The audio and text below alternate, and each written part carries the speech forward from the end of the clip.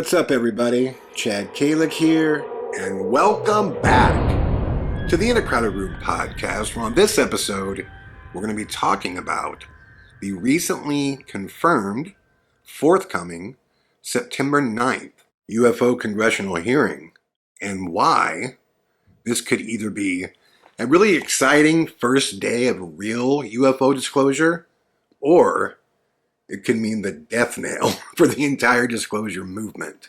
But before we do that, if you haven't yet, let's take a few seconds right now to subscribe to my channel and click on the notifications button as well, so you get a message every time I put out a new episode. And last but not least, if you want to further support this podcast, please check us out on our Patreon, in which the link is in the description box below. And with that being said, let's get into it.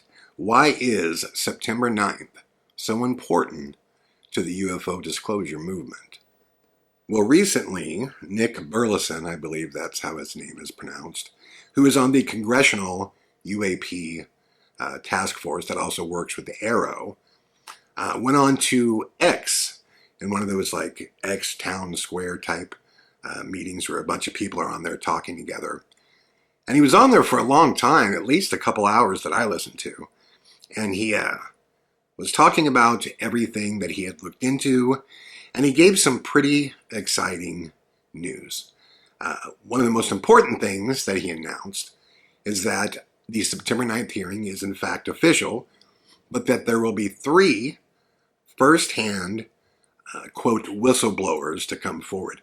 Now keep in mind, these are not real whistleblowers, because everything they're going to say is cleared through UPSR. Which means the government knows what they're going to say and tells them what they can and can't say.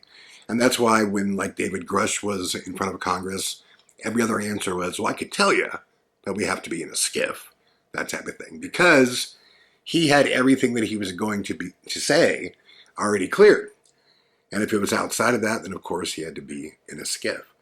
But again, Nick Burleson, I hope I'm saying his name right, he said that of the 3, and we'll just call them whistleblowers for the sake of this conversation, that are coming forward, he said, 1 works for the Air Force and has had 5 UAP encounters. The other was also an Air Force pilot that had his own experiences. And 1 worked for the Navy.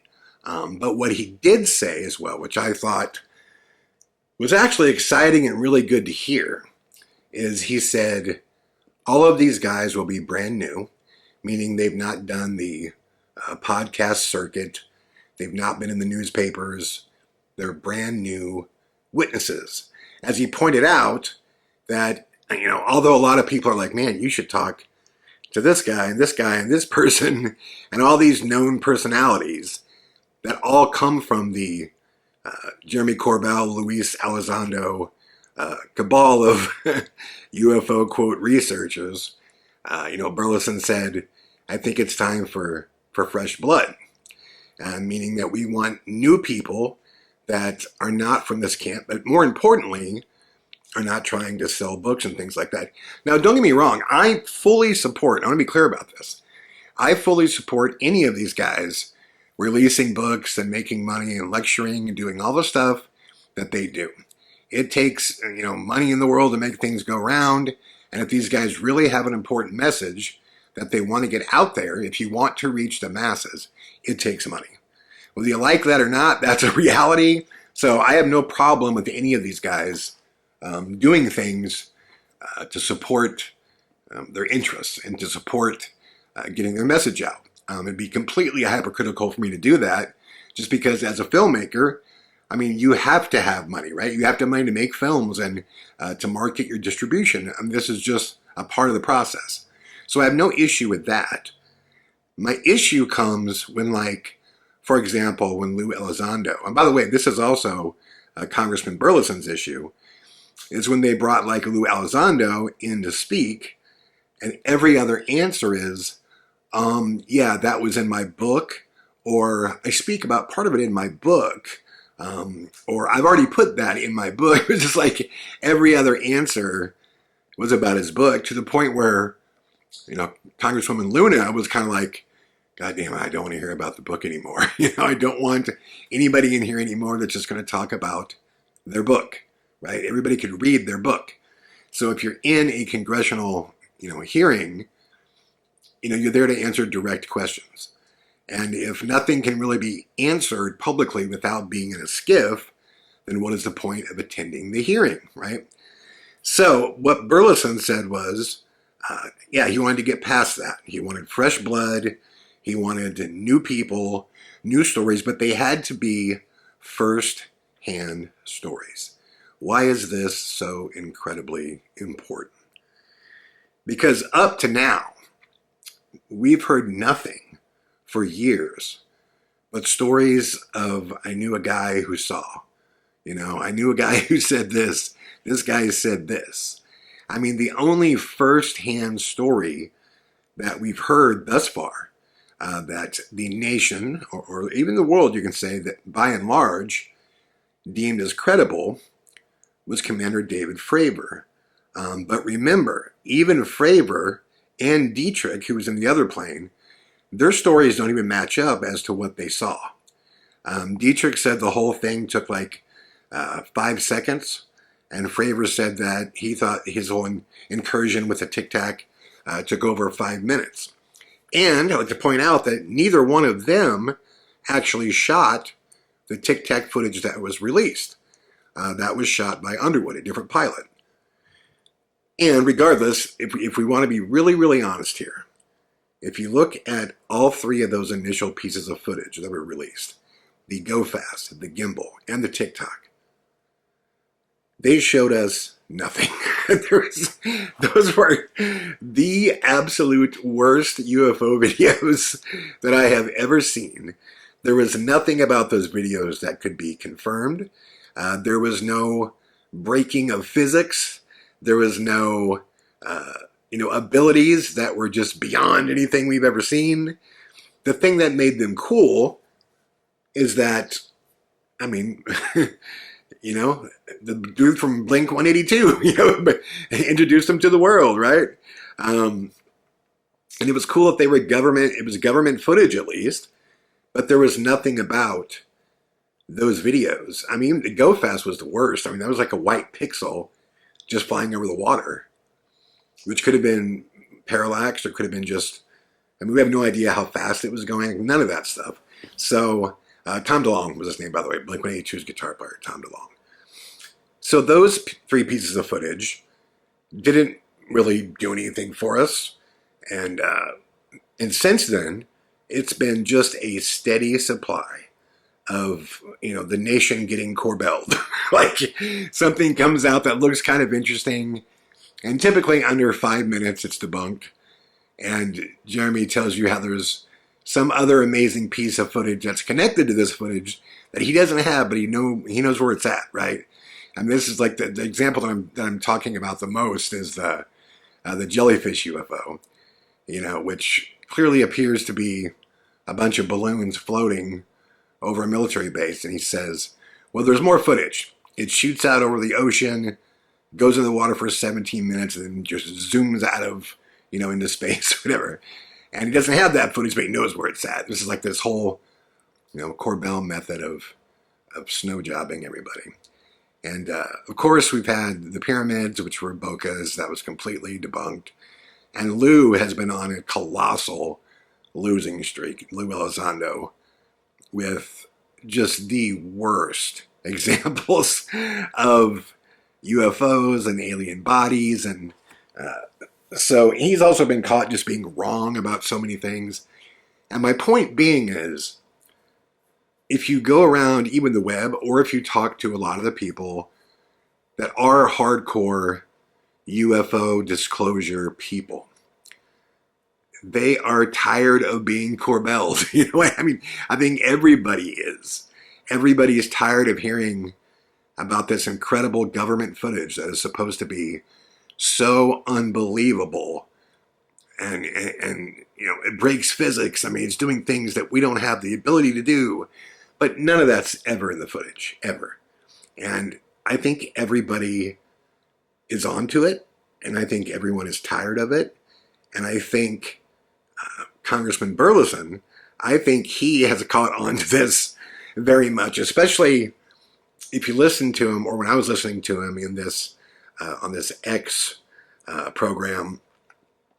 He even said it. He was like, there's a lot of people that have come to me that I know as they're talking to me that they're trying to, not only sell me a story, but they're trying to sell somebody else up the river and be like, don't talk to this guy. Don't talk to this guy. Come to me. I have the real story. And Burleson was like, you got to listen to them all, because anybody who has a story that makes their way to me, I want to listen to the story. But his exact words were, he even said, I've been burned several times. So he knows there's a ton of BS. And I think he's definitely probably on to Lou and Corbell. And I think that's why he's saying, nobody, I don't want anybody that is selling a book or is selling a TV show or is trying to do all this.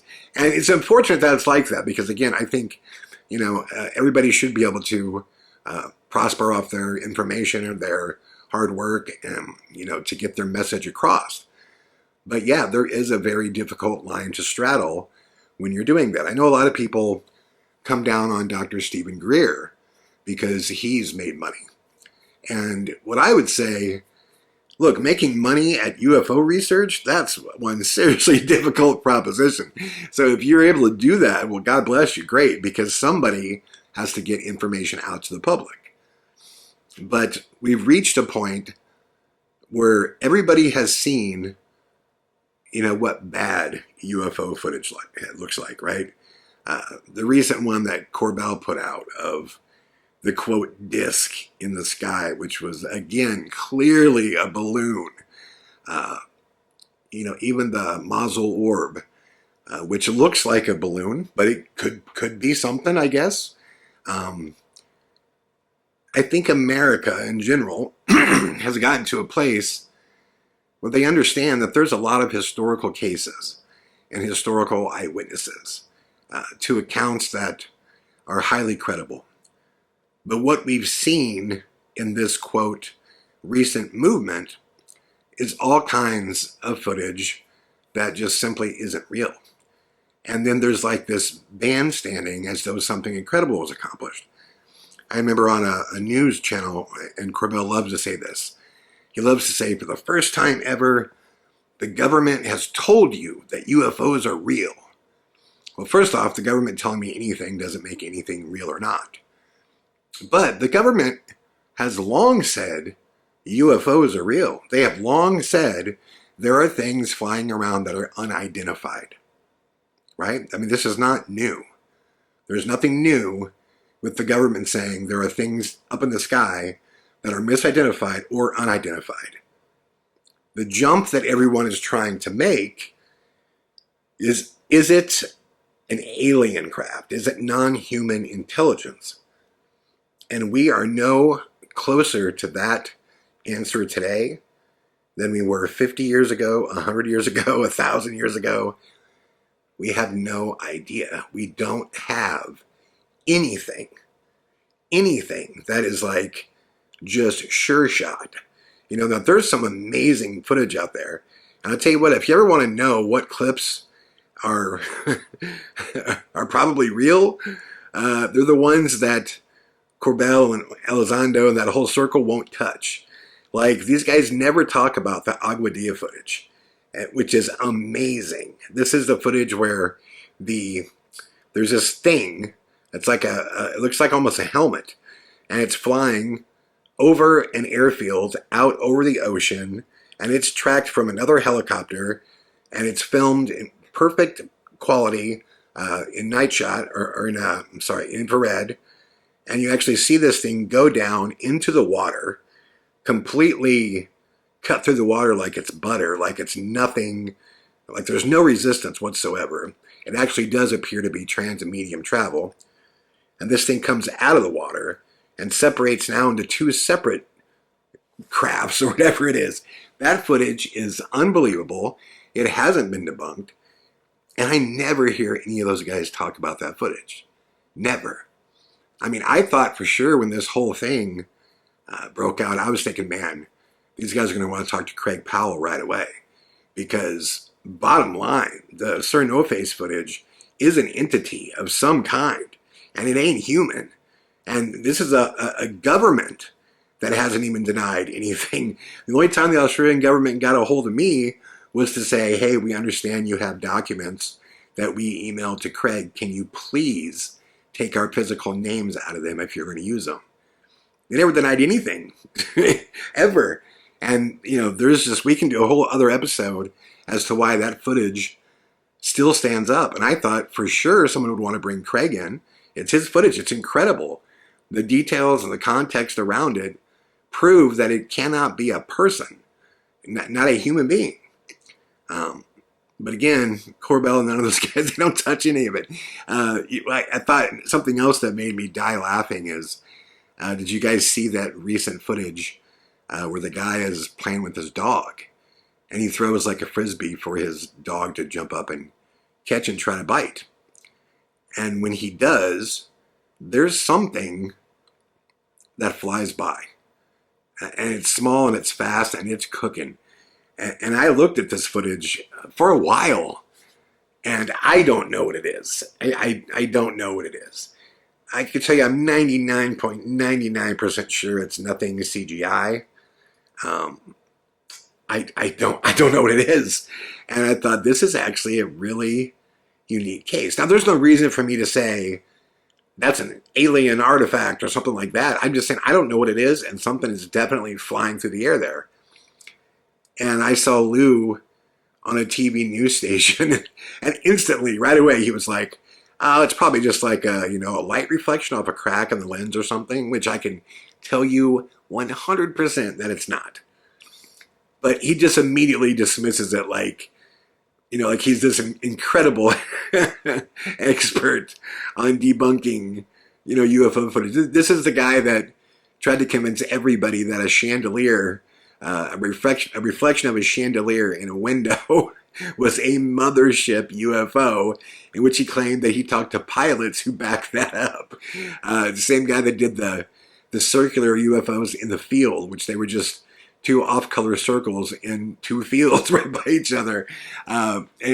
Just the second he went, oh yeah, it's probably something as simple as a light reflection. See, these things happen all the time. My first thought was, so it's real. Because Leo wants to make us all believe that everything that's bullshit is real, but he won't touch Agua Dia. So, and the thing is, I don't think it's that Americans or the world, fans of the UFOs, I don't think it's that anybody, doesn't believe. I mean, I think that there has long been enough evidence out there to suggest that we're not alone. Especially when you start talking about what's actually going on in the oceans, So I don't think anybody, looks at the overall question of are we alone in alien life as it's something that's any less, interesting or compelling. I think that time's up on this group of people that have kind of milked all this for all it's worth. And I think it's become very obvious that at least a couple of them are working directly with the DOD. So, it's one of those things where if this September 9th movement, if this September 9th congressional hearing, if these are three dudes that come up and start talking about wacky shit like psionics and an egg and a dog whistle that calls in UFOs, which I'm trying to cross this bridge. I can't. I just can't. There might be something to the, subconscious thought and being able to communicate, through that area. Because we don't know enough about the mind to really know. But the stuff that's been presented, and Jake Barber and the egg and all that, it's hard. It's really hard to wrap your mind around that as though it's real.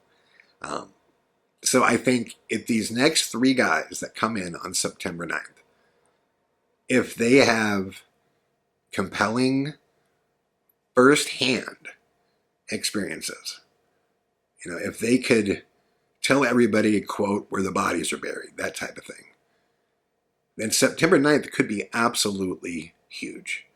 It could be the first time that America really gets to hear from these, people who worked on these special access programs, firsthand, and could give evidence and hopefully proof that non-human intelligence is not only real, but it's actually here and flying around in craft or using craft. I mean, that would be massive. And I think that's exactly what Congressman Burleson is trying to accomplish, is to get all the day players and the bullshit artists, get them out of the room and get some real people in and see what they know. But I can tell you, if it winds up being more stuff that whole Jake Barber egg rollout was the biggest waste of time. All we heard leading up to it was, this is going to change the way, it's going to change the way you think about the world. This shit's coming. And then it's it looks like an egg on a string in Night Shot, and it's a guy going, yeah, I flew helicopters and I call them down with my mind and they protect me. It's if that type of shit goes on in Congress on September 9th, I think that is the death nail for the UFO disclosure movement. I think the world will just sign off for now and be like, we got to wait till somebody comes with some real stuff.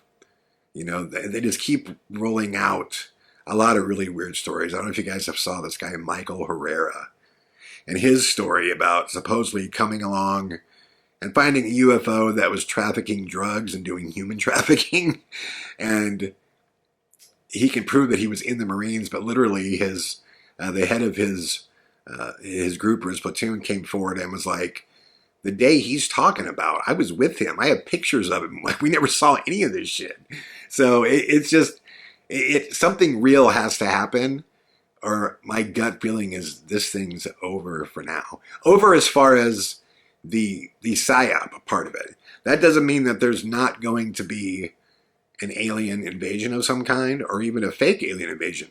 But I think the convince the people aspect of the PSYOP, I think, is going to be coming to an end real soon, which I'm clearly that's been going on for a while, of trying to make everybody, think that we have something to fear militarily, which, look, man, maybe we do, maybe we don't. I mean, I think these things have been here for a long time. So if they wanted to hurt us, I think they could have done it anytime they want, right? Especially if you hear these stories about how, supposedly these crafts go 20,000 miles an hour and can, do a 90-degree turn on a bank, and it's just so far beyond anything that we can do. Well, if that's the case, we would be triple fucked, if they wanted to take us out. So I don't have a fear of that, but, this whole thing has been militarized like crazy. And it's been militarized by Lou and by Jeremy Corbell, of consistently talking about all these things are in airspace they, shouldn't be in, and they're doing whatever they can, and we're at a massive disadvantage and all this stuff. And it's none of the footage you're referencing is even real. I mean, none of it's even real stuff.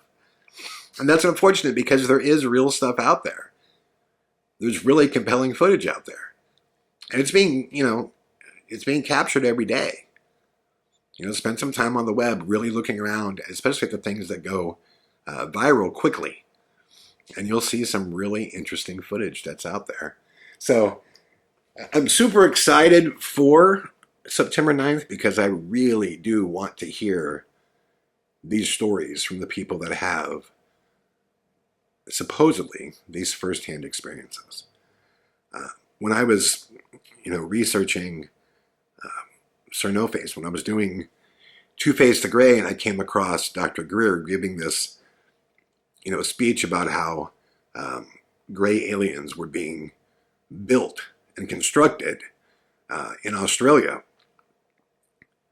Yeah, that was my first thought was, well, if that's the case, there has to be, people, at least from a handful to tons of people who worked on these little droid grays, right? I mean, where are those people? And would it not be amazing if some dude walked in, he was like, yeah, I worked in Australia, I built little gray aliens, here's pictures of me building them, here's some video I shot with my camera of us, controlling this little robot gray. I mean, that would be mind-blowing. Does that footage exist? I don't know. But in order to actually feel like this whole disclosure movement is worth its weight in salt, I mean, we're just out of capital here, man. Out of, I guess, emotional capital, right? You can only care so long about something before you realize that it's just a hamster wheel. And you're just running in circles, and everybody's saying, it's coming, the big thing's coming. That's the only reason why I have always been fascinated with Skyfall, because he was able to predict things in the future that I could, track. And they're all happening right down to right now. It's all being laid out. Look at, just the second I think that this whole Three-Eye Atlas thing is just, a big old comet, which still a lot of scientists do, then it seems like the ante is now upped. It went from, Avi Loeb being like, well, it could be a spaceship. And then the next week it was Avi Loeb going, I give it a 40% chance that it's a spaceship that could attack Earth when it's up from the other side of the sun. And then just like this morning, it was like, Three-Eye Atlas is now, creating its own light. That it could be a spaceship with artificial light. And these are like the headlines that it's like they keep upping the ante every time as it gets closer and closer. And I'm like, is this what we're doing here right now? Is this actually happening? Like, as Skyfall predicted, that there's going to be, this fake alien invasion that comes before the real one happens? It blows my mind. It blows my mind. So, yeah, I am very interested to see how this all plays out. And for all of those of us, if you're like me and you're fascinated by the magic and mystery of this world, I definitely hope September 9th is the start of authentic UFO, legend and lore, becoming full-on disclosure. But if it's not, I really do think it's the death knell. I think that everyone's going to just tune out and be like, well, if there's aliens, I guess we'll learn when they